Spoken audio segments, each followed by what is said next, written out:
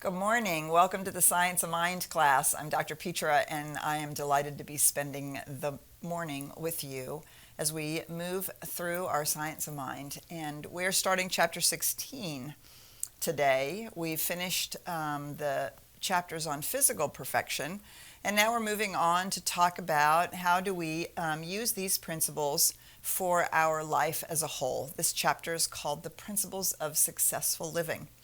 And it's one of the things that we might take a moment to just stop and think about the history of New Thought and the science of mind, and remind ourselves that the philosophy and the spirituality upon which New Thought is based is actually ancient. It goes all the way back to the teachings of Jesus, the teachings of Plato, the Hermetic teachings. And it really looks at the golden thread that runs through all great spiritual traditions, all of the world's religions, philosophy, science, and psychology, and really looks at, well, what are some of the fundamentals that seem to be true, regardless of the outer practice or the culture within which people are living. What shall we say, the beginning of New Thought really came out of the healing arts. And so that's why we start with physical perfection. The idea that in the teachings of Jesus, we see physical healings. And over time, we have had lots of miracles from a religious point of view of people having healings. And so in the United States, this started out as the mind cure movement, and it came out of the exploration of the Christian teachings of Jesus about healing. And a lot of the beginning of New Thought was really about this, because our allopathic medicine was not very good. And people were using the spiritual principles to heal themselves, which we continue to do today. One of the big openings that the science of mind contributed in a big way was that our spirituality isn't only for an experience of the divine presence, and it isn't only about physical healing. It is then, if we're capable of these things, then we can use the same laws and principles to actually affect our life as a whole, and to express that life, which is for the delight of the divine. And so the science of mind is a very practical, positive spirituality, and it seeks to make our spirituality concrete and real and engaged in the world, as opposed to something that we do in some set aside time that somehow has no real impact on the rest of our lives. And so we come to this chapter on the principles of successful living. And so that whole movement, from the mind cure movement, and the religious aspect of that was the notion that people can have direct revelation, and they don't need a mediator, they don't need a priest, they don't need the Bible, they don't need some guru, they don't need a mediator between themselves and the experience of the divine. They can have that direct revelation. Psychology was beginning to emerge, and the recognition of the subjective mind, the subconscious mind, the unconscious mind, its properties, how those things work, how they play out as patterns in our life. All of these things were beginning to come to the forefront. And so in the science of mind, all of that began to invite people to look outward into the rest of their life and say, well, how does my spirituality actually, how would it work around my joy and happiness and health and relationships and abundance and all of those things. So we come to principles of successful living, and this became then the seed for the positive thinking movement, the Think and Grow Rich movement. That whole secular trajectory then also was birthed and splintered off from the New Thought. movement. And so in New Thought, right, the whole idea is that our healing and our experience of life is not divorced in any way, shape, or form, actually can't be divorced in any way, shape, or form from the seeking to experience our alignment with spiritual truth and how life wants to live in its fullness through us. And I think this is critical for us to always remember, because otherwise, yes, you can use these principles in the short term, in the sort of think and grow rich style. But it doesn't last if it's not in alignment with spiritual truth, with the principles of love and peace and joy and do no harm and things like that. So that brings us to the beginning of this chapter, the principles of successful living. We're on page 266. And this might be one of the most important things that is written in the science of mind that is so often overlooked, or that we don't actually really want to engage with or understand. This is a section that is worth highlighting and noting in your book. Lessons on prosperity and mental control of conditions are sometimes dangerous because of the misunderstanding of this subject. So, yeah, and we can see that playing out. Science of mind is not a get-rich-quick scheme. Neither does it promise something for nothing. It does, however, promise the one who will comply with its teachings that we shall be able to bring greater possibilities and happier conditions into our experience. So it's not about getting something for nothing. It's not a get-rich-quick scheme. It's not just, oh, I'm going to make it happen, make it happen, make it happen. If I just say it, say it, say it, say it, say it, say it, say it. Yeah, that's not how it works. He goes on to say this, which I think is just really, really important. And we're going to stop and just think about this for a moment. We do not teach that you can get what you want. Surprise, surprise. We do not teach that you can get what you want. If we could all get what we want, it might be disastrous. For it is certain that most of us would want things that would interfere with the well-being of someone else. Ernest Holmes writes elsewhere that the thing that we most often want is all the money in the world and the long life and an infinitely long physical life. And he goes on to say, which are the two things that we know the least about what to do. We don't know what to do with all that money and with a long life because we aren't aligned with our spiritual truth. We aren't aligned with the inner reality of the indwelling presence that is seeking to express love and light and joy and evolution and the outpicturing of consciousness, which is always in the direction of greater life, greater expression, greater diversity, greater prosperity for all of it, all of life, not just for any one individual life. We do not teach that you can get what you want. Elsewhere in the writings of the science of mind, that statement is followed. That statement is written elsewhere. We do not teach that you can get what you want. We teach that you get who you are. We don't get what we want. We get who we are. So whatever it is that we are holding in our minds and hearts as reality, that's what's reflected back to us. That's what we project out into the world, and that's what we experience. And so if we want to move into successful living that's actually effortless, joy-filled, and is in fact good for all, then we want to align ourselves with the who that we are, which is the deepest spiritual truth about us, which is our oneness, our connection, and our one way to say it, I guess, is that we're a flower in the garden of life, and our job is to add our flower to the garden of life and not decimate other portions of the garden. We do not teach that you can get what you want. If we could all get what we want, it might be disastrous. For it is certain that most of us would want things that would interfere with the well-being of someone else. So we don't say that you can get rich at all costs.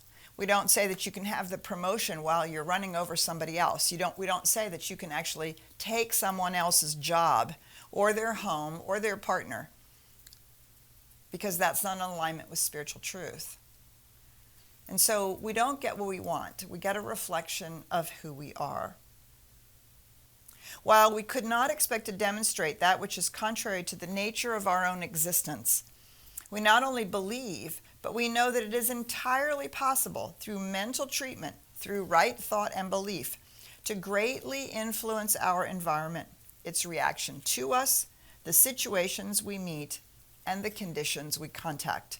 Now notice it says greatly influence. It doesn't say a guarantee that everything will always work out all of the time and that you'll never ever experience anything bad once you walk on this path. Because we're not the only ones having a life, and we are not responsible for the universe itself, and we're not controlling the weather, and we're not controlling the collective consciousness. We contribute to it, and it is in our contribution that we can greatly influence, but there's not 100% guarantee. But the idea here is that the more that we work with it, the greater our influence becomes. There is such a thing as demonstrating a control of conditions. There is absolutely such a thing as demonstrating a control of conditions. We shall be able to prove this in such degree as we are successful in looking away from the condition which now exists while accepting better ones. Not only must we accept this intellectually, but our acceptance must become a subjective embodiment of which the intellect furnishes but a mental picture. So our minds start to create a mental idea, an image. We use our words to describe it. But ultimately, the work is that we're embodying it, and we are seeing how it's in alignment with spiritual truth, with the life that's seeking to live itself in, through, and as us. And as we do so, we become the co-creator, right? That's why we use the term co-creator. We are co-creating with the laws of life, with the impulse and the trajectory of life itself. We are co-creating and specifying how that is manifesting in our own individual life. And we are contributing to the direction that the collective life of humanity is seeking to be manifested in our communities, in our nation, and on our planet. All right, so we're going to stop there. It's a lot to think about. I can't stress highly enough how important I think this section is for us to really see and understand. So we're going to stop and check in with Ryan and see what comments or questions or engagement you have this morning. Thank you, Petra, and welcome to everybody who's joining us both on the Zoom and Facebook Live. We appreciate you being here with us. And this is an interactive discussion. So I would like to just let you guys know how to interact with us. If you're watching us on Zoom, go ahead and hit the raise your hand icon, and we can call you into the room. Or you can always put your questions and comments inside of the chat. Same goes for those that are on Facebook Live. We love to hear from you, so put your questions in the comment section, and we can bring that into the room as well. I do want to remind folks, I keep those anonymous, so in that way you guys can feel free to ask whatever questions you want. So great. One of the ones that I see that's coming into Facebook Live, and I would like to invite some folks that are here on Zoom as well too to raise their hand. But as I'm waiting for them, the comment on Facebook asks, "What we believe" statement from Ernest says, "We can control conditions." So the question is, do we influence or control? Is there a difference? Well, that's a great question. And we'll notice that in this paragraph right here, he uses both of those terms in the same paragraph. So in the, this is the third paragraph. Through mental treatment, through right thought and belief, to greatly influence our environment, its reactions to us, the situations we meet, and the conditions we contact. There is such a thing as demonstrating a control of conditions.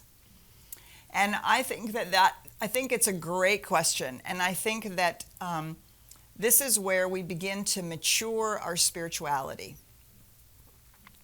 We are constantly confronted with, am I demonstrating, let's see, what shall I say? Am I demonstrating a change in condition, or am I changing my perspective so that the condition doesn't control me? Did I say that in a way that made sense? I guess. Say it again. Yeah, I was going to say, let's say that again. So basically, we're constantly confronted with am I directing or am I allowing? Am I directing the experience that I'm having, or am I accepting the experience that I'm having and finding my way through it? And this is where I think the difference between influence and control comes in. I think that we control conditions when we are growing things, manifesting things, when we are deciding in a direction and we are working toward it. I think we control conditions when we are seriously working on directing the law for an outcome in personal and individual lives. I think that we are influencing our environment and the conditions around us when we are engaged with things that are part of something that other people and that the rest of the world is involved in. Because as much as we would like to be the general manager of the universe, we're actually not. We're an individualized expression of the one. It's actually the one infinite reality that's in charge of the universe as a whole. And I think that, what do I want to say about that? I think that in any given situation or moment, each one of us are invited to ask ourselves the question, is this something that I can or want to control? Or am I simply seeking to influence the way in which the environment or the situation around me is impacting me? And I think there's not a right answer. I think it's not only one way or the other.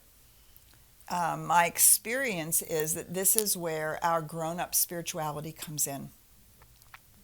And in many cases, it's also an individual answer. I've seen people control conditions that other people did not attempt to control.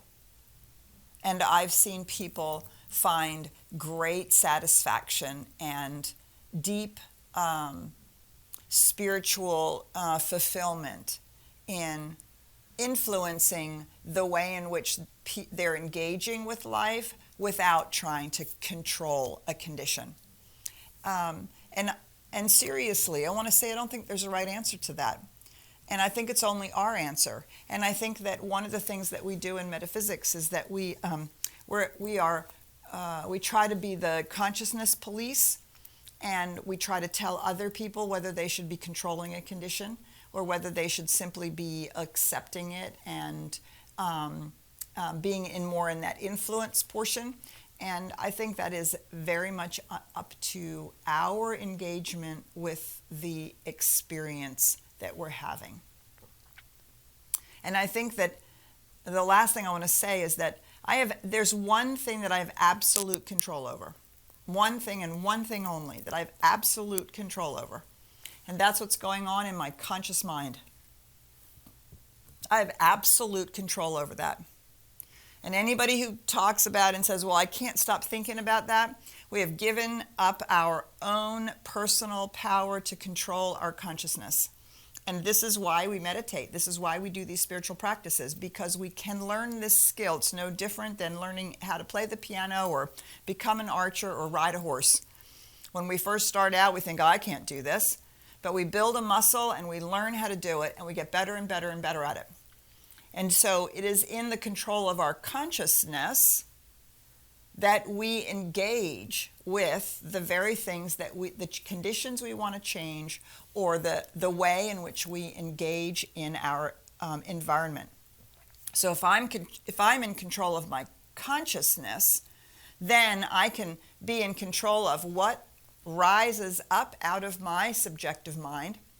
I can influence my subjective mind by affirming and rewriting the patterns of my brain, all of the work that we do with our spiritual tools. And then in that sense, I'm directly controlling my life because those, it's actually the patterns and habits that are out picturing.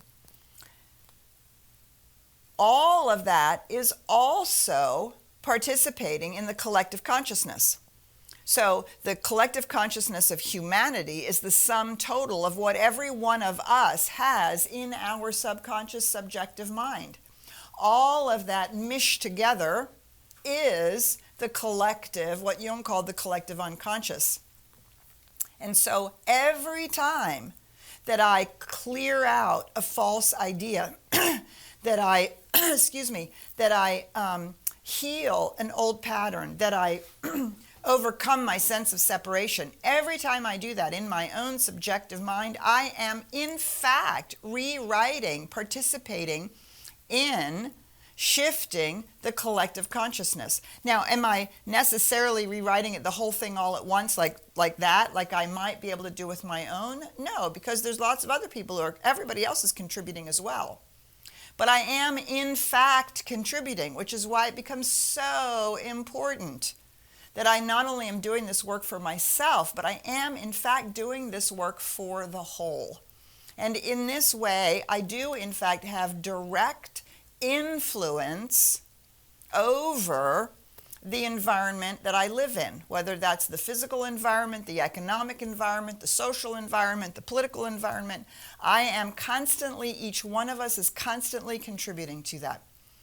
And in this way, I recognize that no matter what is going on out there, no matter what's going on in here, I'm not a victim of any of it. Because if I can't control it, I can at least influence it. Actually, I am always either controlling it or influencing it. And if I'm not, I'm allowing it to control me. It's a great question. Thanks. All right, Ryan, we'll turn back to you. Yeah, Petra, and I just want to compliment you on your lovely, nice, long earrings. Oh. And I just want to mention, I'm going to mute you here for a second, so you just move the microphone down a little bit, because when you start rocking into what you're saying, it's clicking on there. But while you're doing that, I wanted to read what some people's experiences were here inside of the chat about what we're talking about. So one of the comments says here, for me, the realization is that what I see with the physical eye is not cause, but condition, not the truth of being, but only a reflection of consciousness, the human condition. Constant work to remember. So I love that. And then I also want to read something that came in from the lovely Tracy Brown, who helps us out occasionally here on Sundays. So shout out to Tracy Brown. She's one of our fabulous licensed practitioners over here at CSLDallas.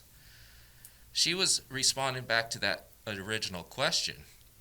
And she says, what we believe doesn't say we control all conditions, just that it is possible to use mental, and she put in quotation, spiritual ability to control.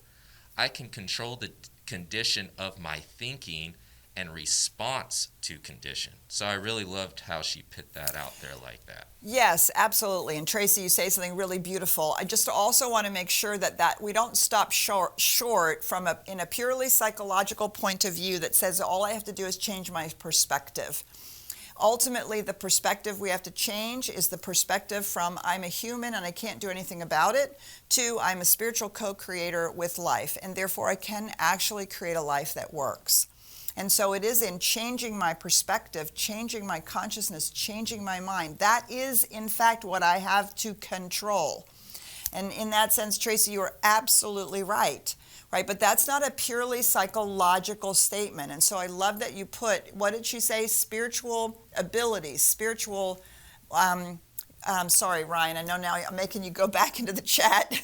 No, it says just that it is possible to use mental spiritual ability. Yes, right, and it's that, and that's what differentiates the science of mind from the power of positive thinking, right? Or actually even cognitive therapy, where we're just changing our perspective. Well, I can forgive my father because instead of being mad at him, my perspective is I see that he's doing the best that he could.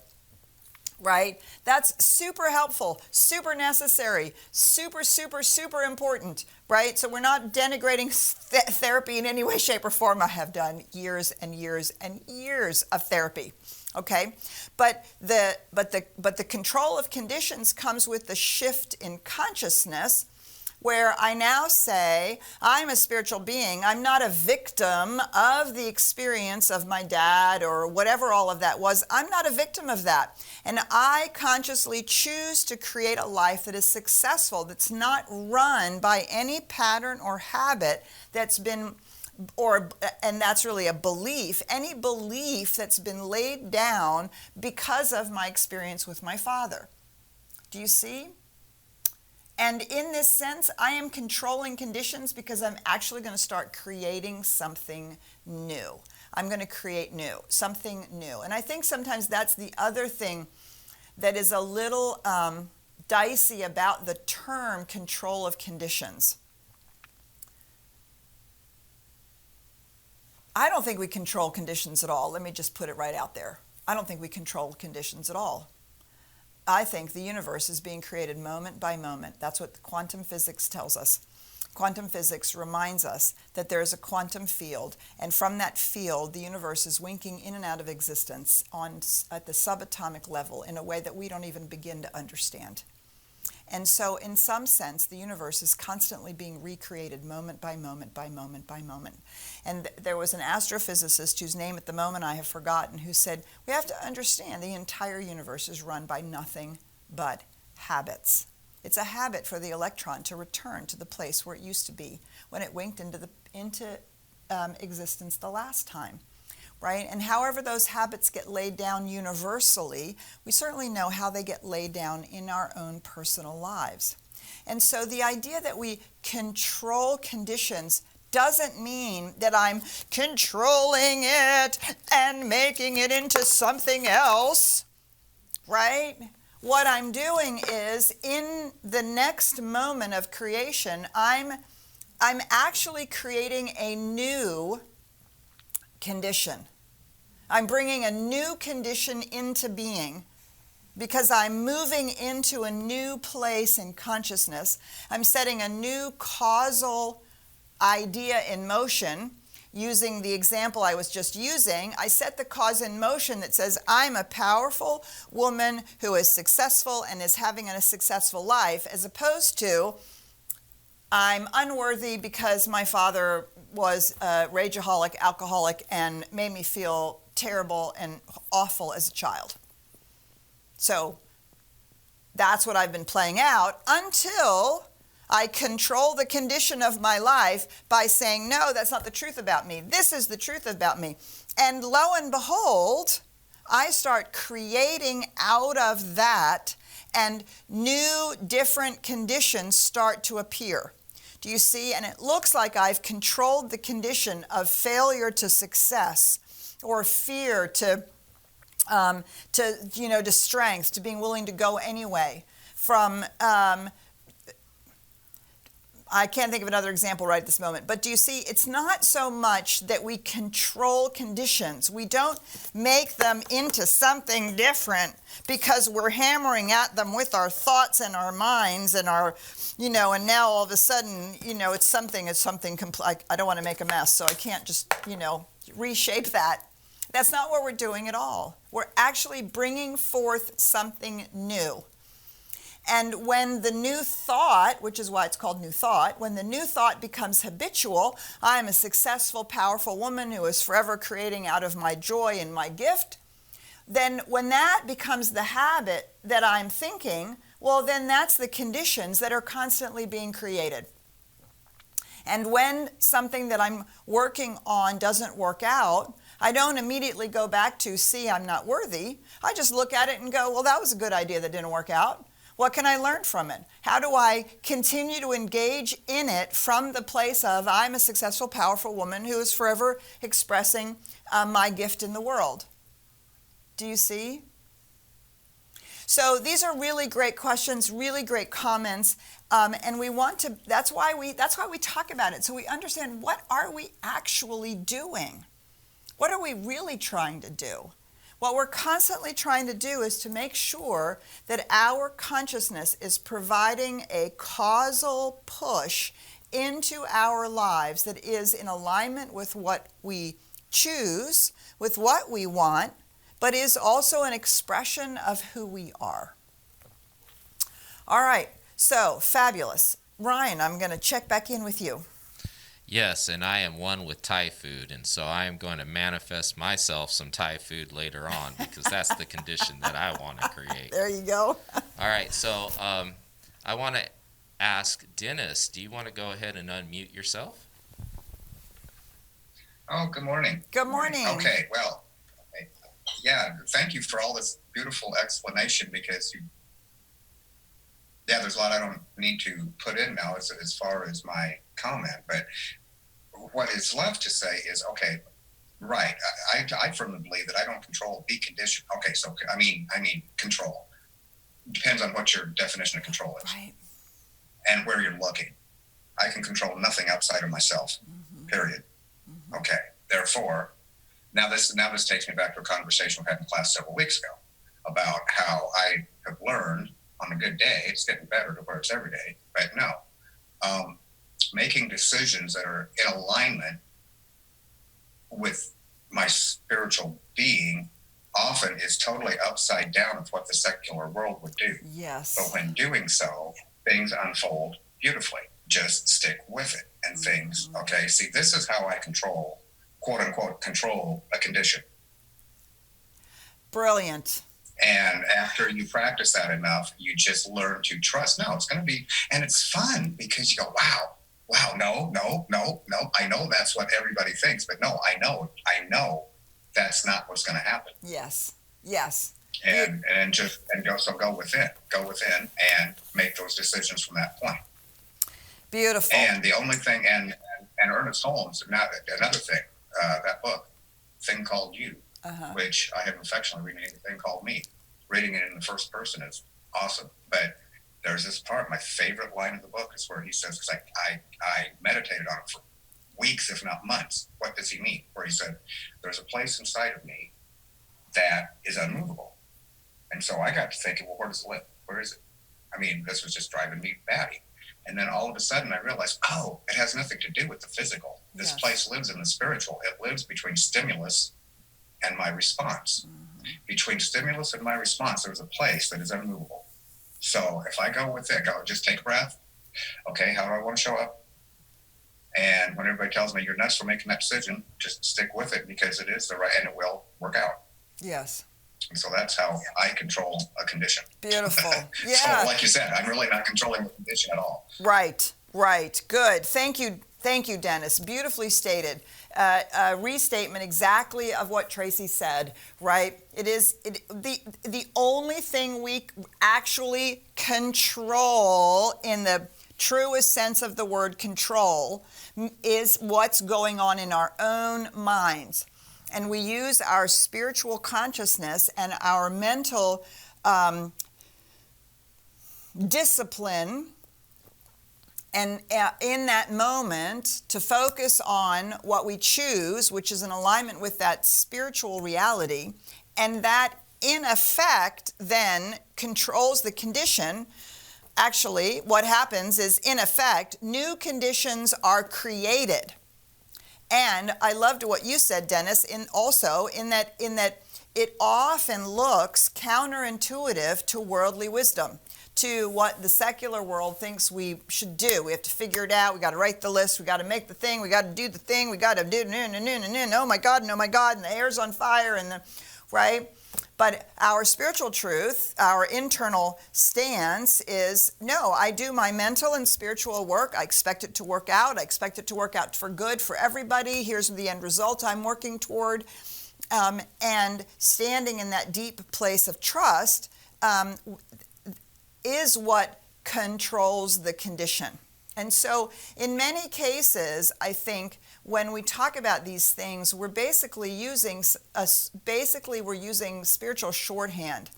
The outcome is a different condition, which makes it look like we've controlled the condition, when in fact what we've controlled is our consciousness, our mind, and the effect is that a new condition begins to emerge.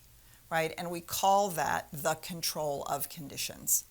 And we should expect the condition to change.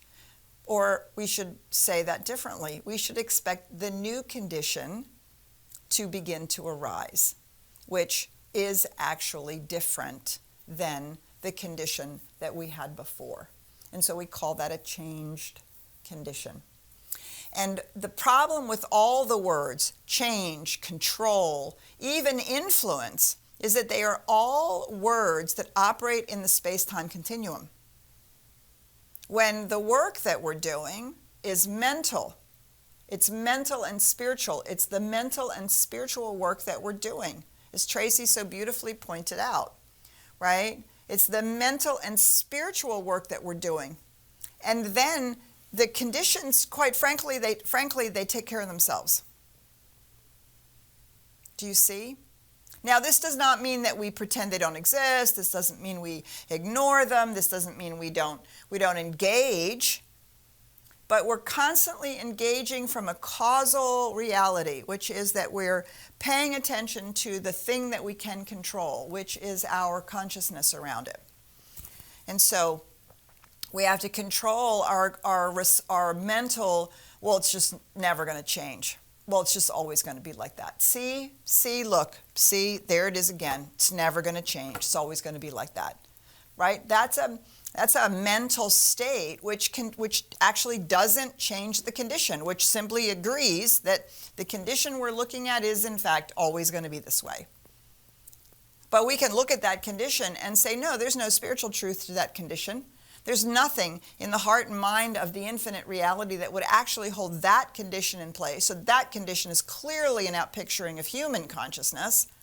I expect something different. I expect something new. I expect something in alignment with spiritual truth to emerge. I may not know what that looks like, but by God, that's my expectation. That's what I'm going to focus on. Do you see? I'm controlling my consciousness at that point. And I am expecting something different to show up as a result of that. A quote-unquote changed condition, which I have somehow controlled because I have no longer agreed with the old idea. I have now controlled my focus on a new idea. All right. See, this is why we have these conversations, because it's a profoundly deep and nuanced grown-up spirituality. All of us are going to take it up a little bit differently, right? We're going to use slightly different words that have slightly different flavors and textures, because we're all slightly different. We have different cultural backgrounds. We are differently made up in terms of being visual or kinesthetic, or we have different religious and spiritual histories, right? And so what we want to try to do is never get caught into the semantics, but into the, what is it we're trying to get a hold of? What does it feel like, look like, taste, touch, experience? How do we experience it? and describe it so that we can share that space with each other and help each other along, even though we're going to all come at it from a slightly different language or perspective, because we're going to, we just want to keep going deeper. All right, we're coming to the end. We have one more thing we could talk about, but Ryan, I'm going to see if there's any more comments on this line of thinking. Yeah, so I'd like to call Tim into the room. Tim, do you want to go ahead and unmute yourself?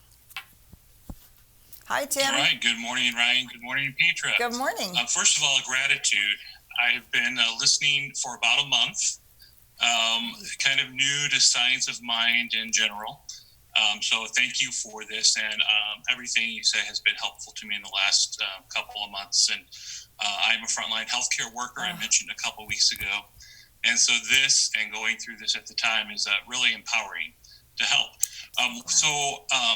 And again, you mentioned semantics. So I talk about reaction, response, different words for some of this. But I also think it is essential, a remembering of who we are, our spiritual nature in all these circumstances. So remembering that presence. But something you talked about last week in the healing, creating an anchor. There was a phrase that you used, creating an anchor. Mm-hmm. So I guess my kind of question and discussion, so I have some spiritual tools that I use on a regular basis. And in these deeper times, in these deeper situations, I'm not always sure of how I grab hold of that anchor a little quicker, and the remembering of who I am in the moment to grab hold of the anchor. Yeah. So thank you for what you're doing. I've loved everything I've got from CSLDallas. I'm near St. Louis, so I have to visit after this time is over. I'll have to visit. But so thank you for all you're doing, and then I guess by continuing to come and continuing to learn these principles, that will help create the anchor. Absolutely. But that's where I'm at. Great. So thank you for this. Thank you, Tim, and thank you for your service as a healthcare worker. My son and daughter-in-law are also in the front lines, and so I'm very, very, very, very aware of what you all are going through. You have my utmost respect and gratitude. So important what you're doing. And so let me offer to you a thought about an anchor. When I first started practicing the science of mind, it was hard for me to say I'm strong, I can do it, I am, right? And I knew that I am is the name of God, and I was supposed to be able to say that, and I would think, oh, I don't feel very strong at the moment. I don't feel very intelligent or capable, or I don't really know what to do, or oh my God, I don't know how I'm going to get through this. And so the anchor that I use, Tim, and especially in those moments in the midst of it all, in just the midst of it all, the anchor for me was God as me, Spirit as me. Spirit as me. Spirit as me is strong enough. Spirit as me knows what to do. And that statement made sense to me. I could believe that because, well, Spirit is infinite reality. It's infinite intelligence. It's the infinite source of all strength, all life, everything that's ever needed.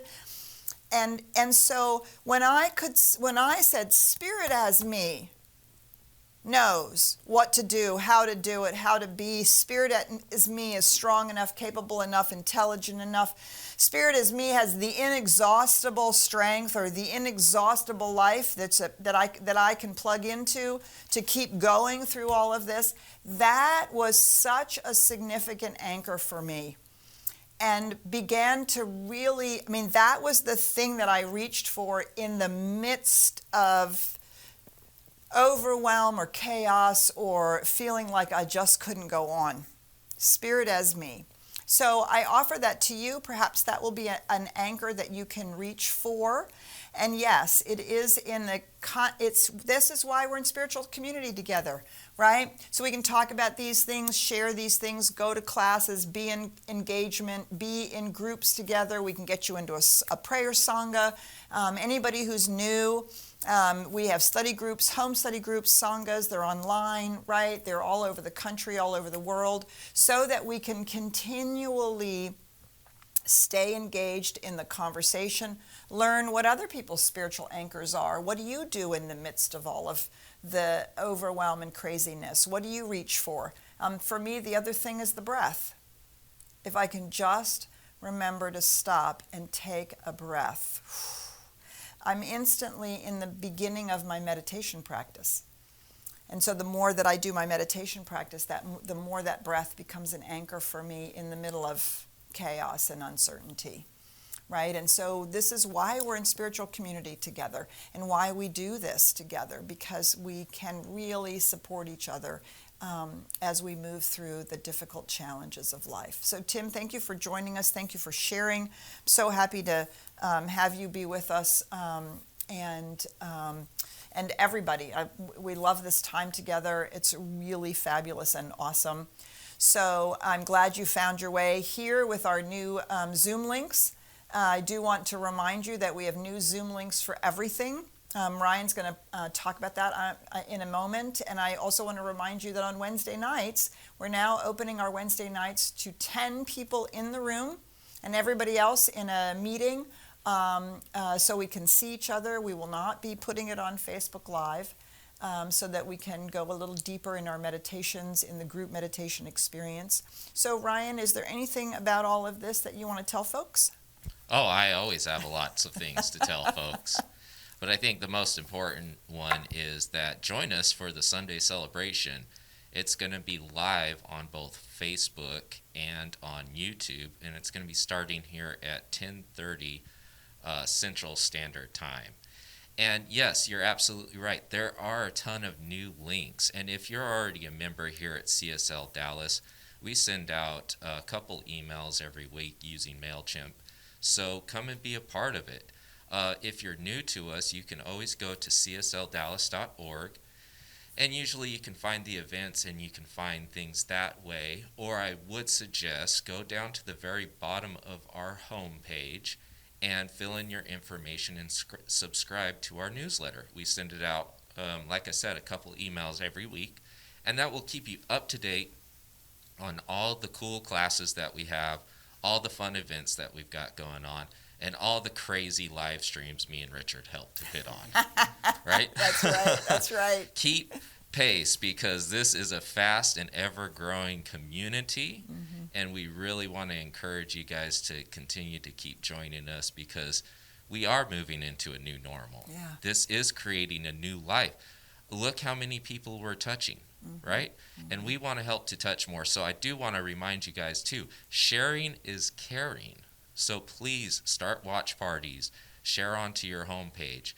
Share it to groups that you think would gain value out of finding places like CSL Dallas. Because right now, I'm going to tell you something, we could all use a little spiritual grounding as it stands. And coming from a place of truth to heal our country and to heal this world is a positive thing. So I just want to encourage the folks out there to do that. Yeah. Thank you. Thanks, Ryan. And we've got lots of classes starting. So you can go to CSLDallas.org and get all that class information. And I just want to let people know I put that in the links as well too. So please check the comment section in both Facebook and on Zoom, and you'll see links to it. And as Peter was reminding us, CSLDallas.org is the place to go. Yeah. So we need each other through this time, and we love to be together. Thank you, Ryan. Thank you, Richard. We'll see you. Did you have one more thing, Ryan? Yeah, I do. And I almost forgot one of the most important things. This community, since we've switched to more of a virtual community, we don't get the chance to necessarily be in person, but we do need your guys' support. We definitely need your support to help continue to make this growth happen and to see a different, evolved community. So I encourage you to donate. I posted the information within the comment section. You can go to our website and hit the donate button in the top right-hand corner, and there's information and instructions for you there, as well as you can text donate, which I put the number inside of there. And as always, you can donate using Facebook. So I just want to encourage folks to do that. Yay. All right. Thank you, Ryan. Thank you, Richard. Thank you, everyone. We'll see you later in the Sunday celebration. We'll see you on Wednesday. We'll see you in class. See you soon. Bye for now.